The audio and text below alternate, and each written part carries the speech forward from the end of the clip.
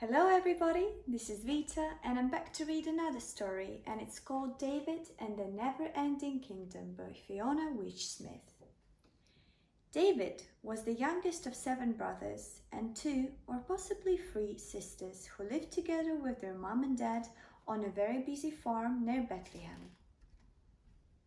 David's mom was about to have a baby, so he was told to keep himself busy. When he started to get bored, he played every song he knew on the harp, counted every sheep in the flock, and practiced shooting stones in case the hairy beast came to steal the sheep. Then David nodded, off to sleep. When he woke, he was surprised to see it was night and that an angel was standing beside him. "Hello, David. My name is Gabriel, and God has sent me to ask you for your help." "Why does God need my help?" asked David. "He has all the power of the universe and can do what he likes." "That's true, but he likes to work through people. Do you want to help him?" "Of course," exclaimed David. So Gabriel took David's hand and together they walked down the hill to the little town of Bethlehem. When they got to the bottom, they found a crowd of shepherds gathered around a stable. David and Gabriel worked their way to the front to see what they were looking at. A man and a woman were sitting beside a manger filled with hay. In the hay, David saw a tiny baby. The baby was awake and looked at David and smiled. "Who is he?"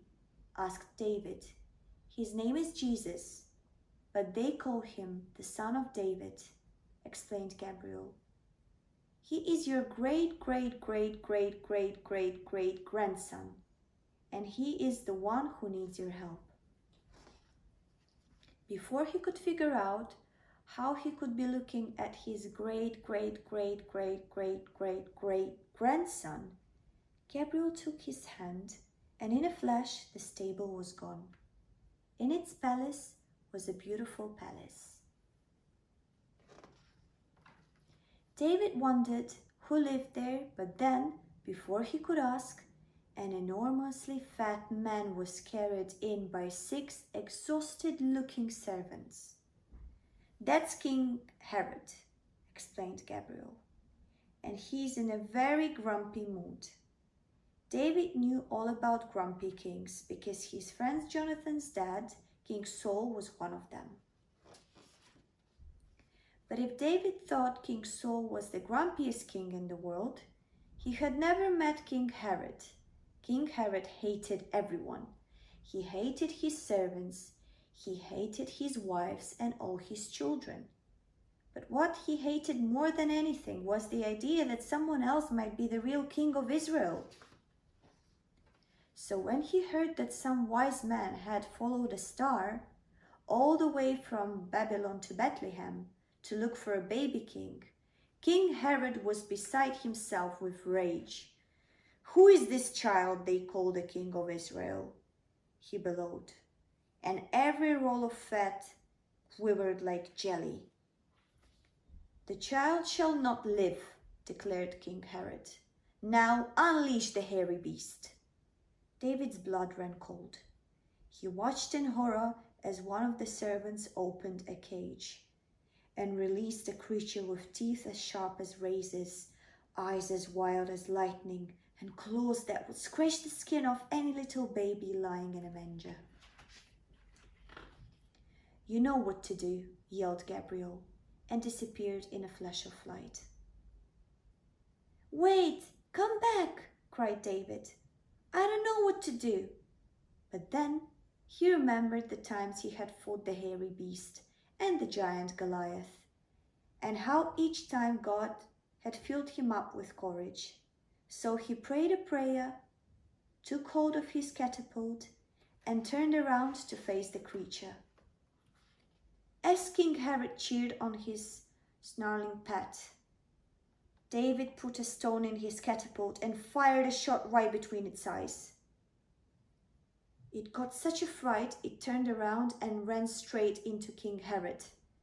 The enormous king was knocked off his feet and lay on his back like an upside-down tortoise, while the hairy beast ran off into the night. Then, in a flash of light, David was back home, with Gabriel beside him. "Is the baby safe?" asked David. "Thanks to you, yes.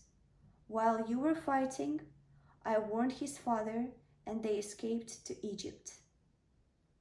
And when he comes back, will he also be the next king of Israel, just like I will be when I grow up?" "Oh, more than that," explained Gabriel.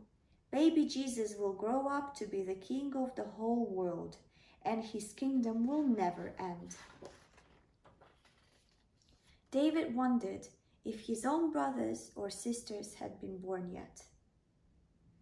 But he was so tired after his big adventure that he lay down and went back to sleep.